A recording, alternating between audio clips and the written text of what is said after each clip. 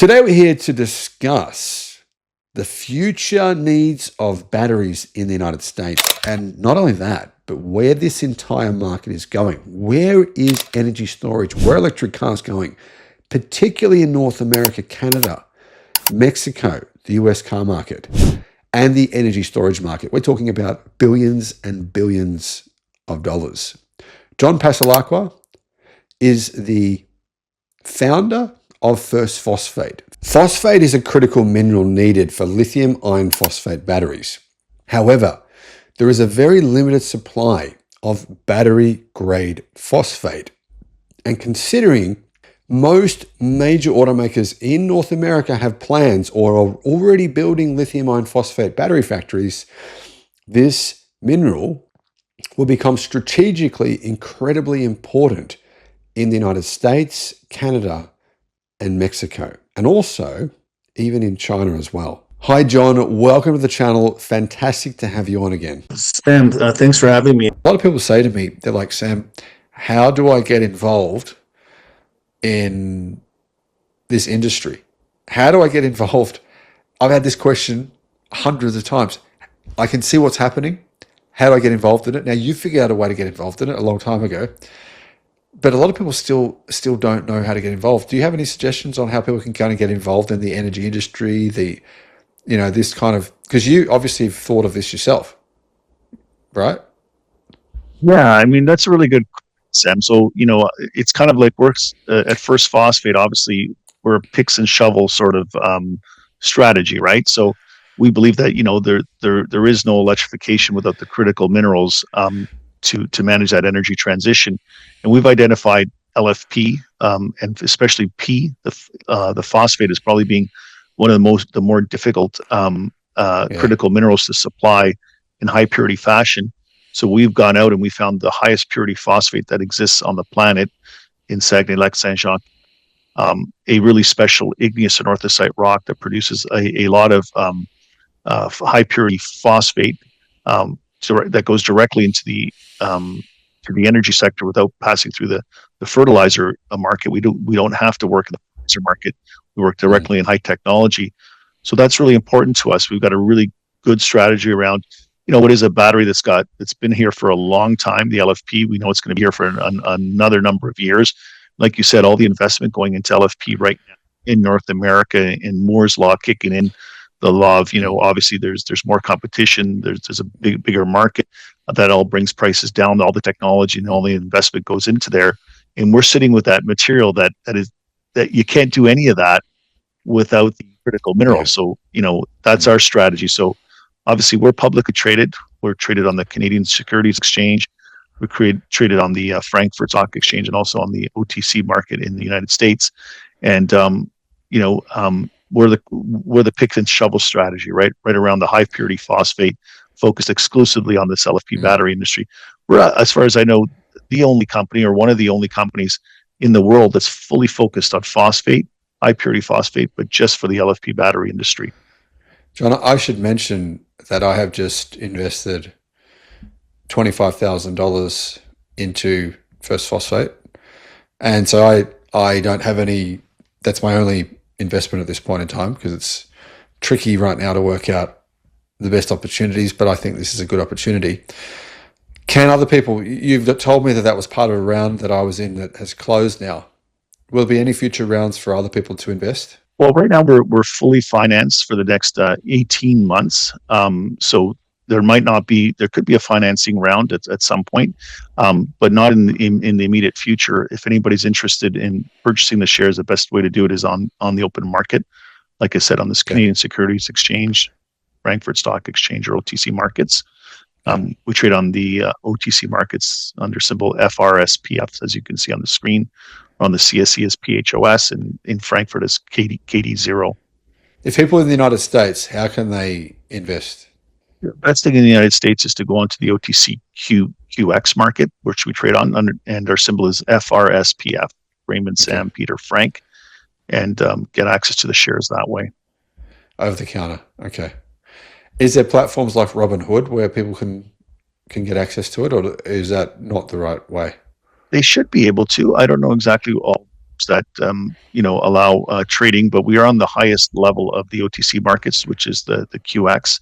Yeah, So most platforms should be able to should be able to. Yeah. allow access.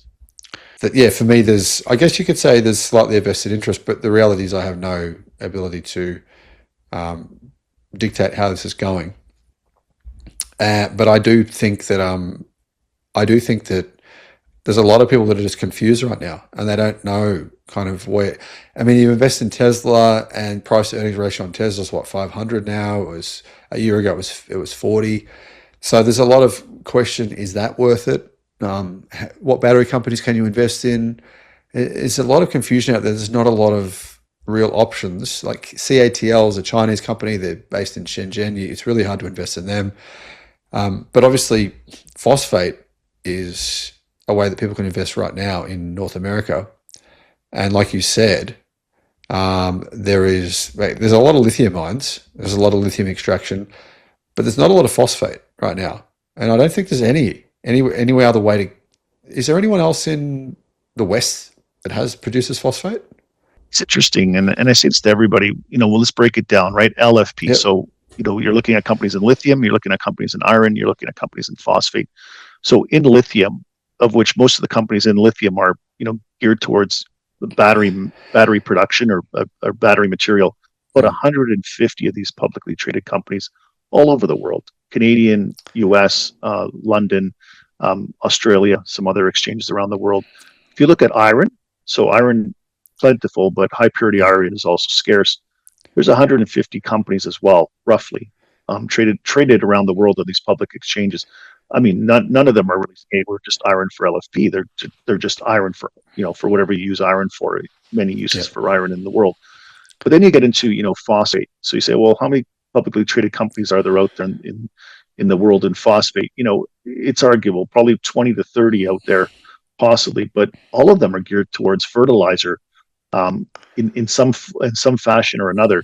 We are the only company in phosphate for electrification, and uniquely geared towards high purity phosphate for electrification, with the highest purity phosphate in the world, the igneous rock, because 95% of phosphate out there is sedimentary rock. There's only like 5% that is igneous, which produces a lot of this purified phosphoric acid, and in the clean fashion, that produces a lot of the battery grade purified phosphoric acid, but also produces it in a clean manner, which you want to be producing in a clean manner when you're producing for electrification, because you're looking to reduce the carbon footprint and also an environmental footprint. So we're sitting in what is the perfect rock and the perfect strategy, I believe, just for LFP battery. Makes us unique. So we are, I believe, the go-to name for phosphate for LFP battery for electrification out there, and we're traded on 3 of the major exchanges. Yeah. So that's really been our strategy, Sam. John, somebody's responded to our video that we did, and I've had a few responses, and one of them said this: "Hi Sam, the phosphate investment opportunity in Canada has higher risks than presented. While phosphates may be considered for some sodium-ion batteries, the most advanced next-gen sodium-ion batteries do not use any phosphates." AI summary. So they've copy and pasted a summary from artificial intelligence. And to be honest, guys, just for you guys watching the channel now, I do use AI every day. And I can tell you that every day it's wrong.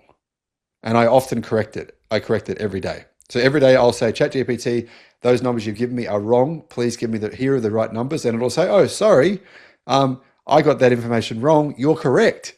And this happens every day. So I would warn people, if they're using AI to do stuff and to send me emails and to do their research, make sure it's right, because it's very often not. Anyhow, they copied and pasted this section of message to me. And this is my response. I actually went on ChatGPT and I said, guys, it's sort of like when you educate ChatGPT, it learns stuff. It's really interesting. It's almost like Tesla's full self-driving. I said, thanks, Rob, but this is not relevant to North America. Tesla, Ford, Volkswagen with Goshen High Tech, General Motors, and LG Chem, LG Energy Solutions, have all committed billions of dollars to manufacturing lithium iron phosphate batteries in North America. The deals have already been signed. They have. And all those factories have either been built or are being built, and the production lines are going in now. So the United States is not China, and they basically insulated themselves from the Chinese market. And the United States is the second largest car market in the world, and 335 million people, plus you've got Canada. So that's what, 400 million people. That's a huge market. So when people respond with this, and I've gotten a few people say this, I think these people are not from the US and they don't understand the fact that these companies have committed to LFP for the next 10 years, minimum. Minimum. What do you think about that, John? Yeah, so Sam, thanks for having me. And I guess as usual, right? Everything progresses out there, and the media and the chat GPT and everybody's expectations progress as well. The whole concept of sodium ion battery, those batteries are quite new. They're still experimental in most instances. Some have come out to the market in different formats. From my understanding, at least the way that I define it, or that I've seen this term to be defined, the sodium replaces the lithium in the cathode. But I've also heard of a precursor called sodium iron phosphate. So it seems that for a lot of the experimental technology Mm. around sodium ion batteries, if you will, it would still be running on something called sodium iron phosphate. So the lithium is the one that might be the one to be most scared in there. But the phosphate would continue to be in most of these sort of sodium ion batteries. Now, there might be a number of different technologies, and people might come to mean sodium ion for a number of different things. It's still fuzzy. It's still not here. It's still experimental. But you're right. In terms of what is, lithium iron phosphate batteries, where the cathode, there's lithium, there's iron, there's phosphate. In North America, yes, there's been some big commitments as of late to LFP batteries. And that came over from the trend where before the same committed to what were still considered sodium ion batteries, but nickel, manganese, and cobalt in the cathode, of now moving that to lithium iron phosphate, Yeah. mostly for energy storage, but also in EVs. John, you mentioned that sodium ion batteries, some of them have phosphate in them, and that's true. I've done a fair bit of research on this. So, sodium ion batteries, it is true that the newer versions don't use phosphate, the newer versions in China, but some versions do use phosphate. I think more of them don't.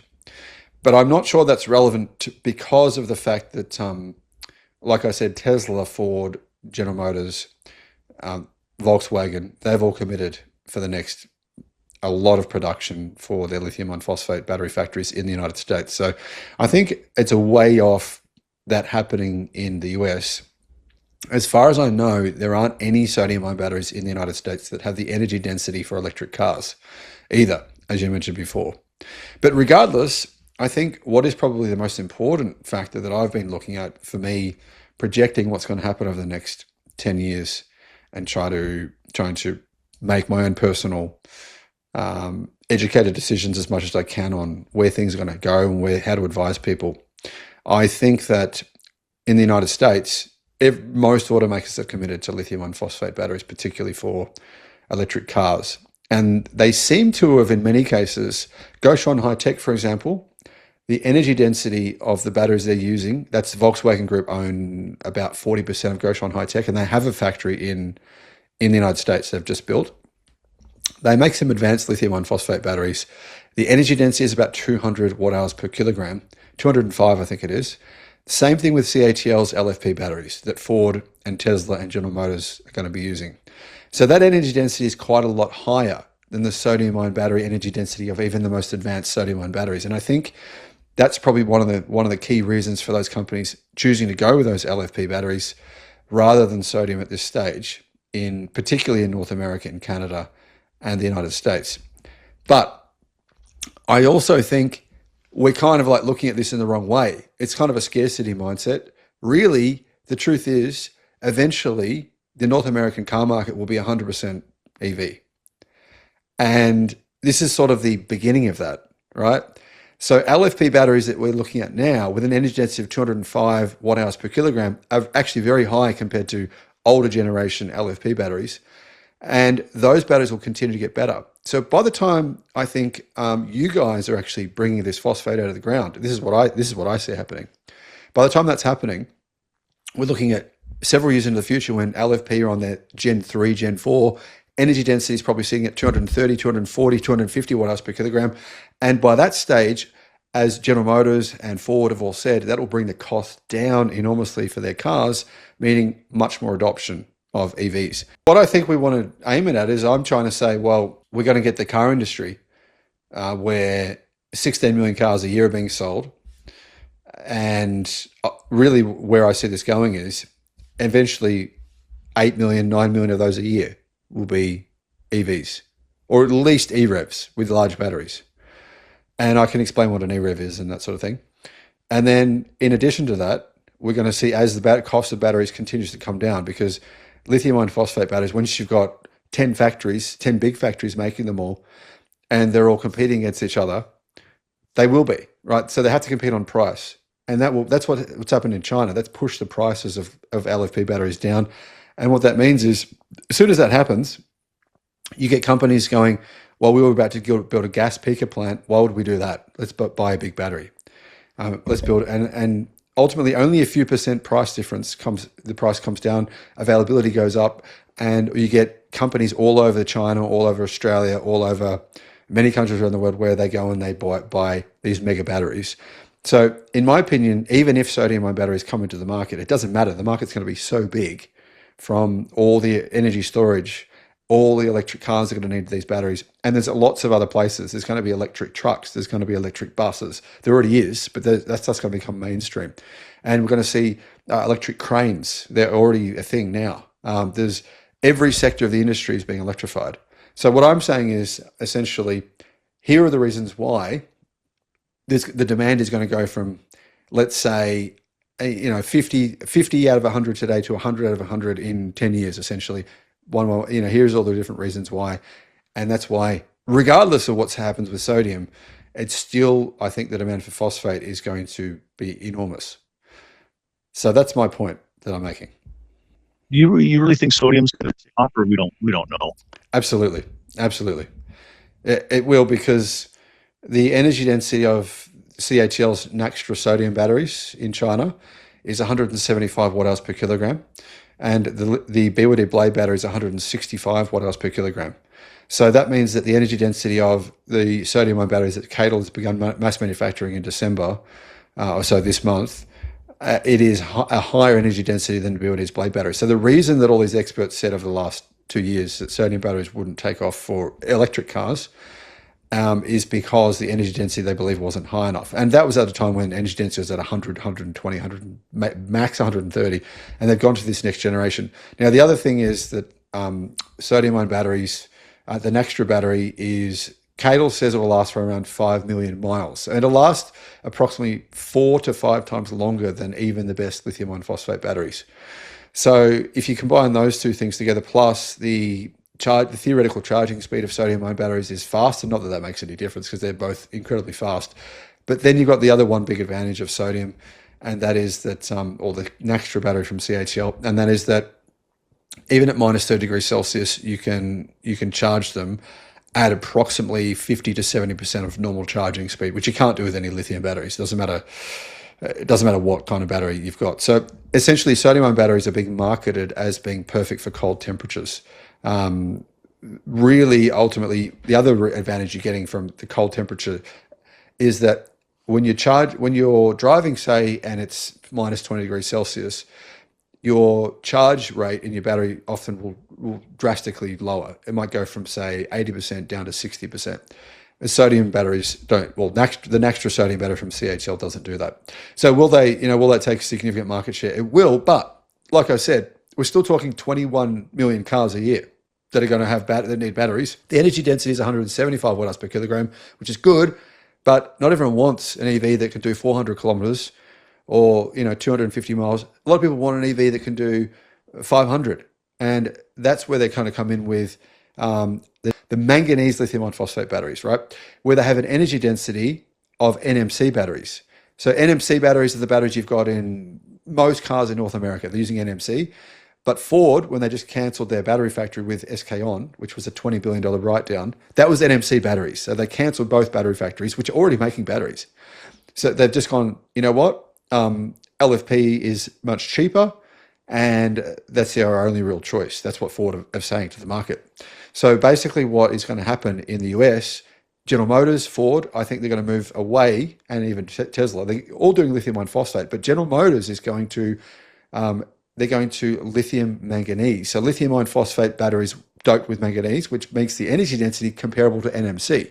So then you're looking at an energy density of 270 to 280 watt hours per kilogram potentially, which is a lot higher than the sodium batteries from CATL. So that's the big advantage. You're looking at General Motors and Ford, they're positioning themselves, even Tesla, they're saying the low-end cars, low end to medium, are LFP. Then the higher medium to the longer range cars are going to be, well, they're traditionally NMC batteries. But General Motors are saying, no, no, no, that's great. Our new lithium iron phosphate batteries doped with manganese are 30% cheaper to manufacture than NMC and have the same energy density because they're basically lithium iron phosphate batteries just doped with manganese.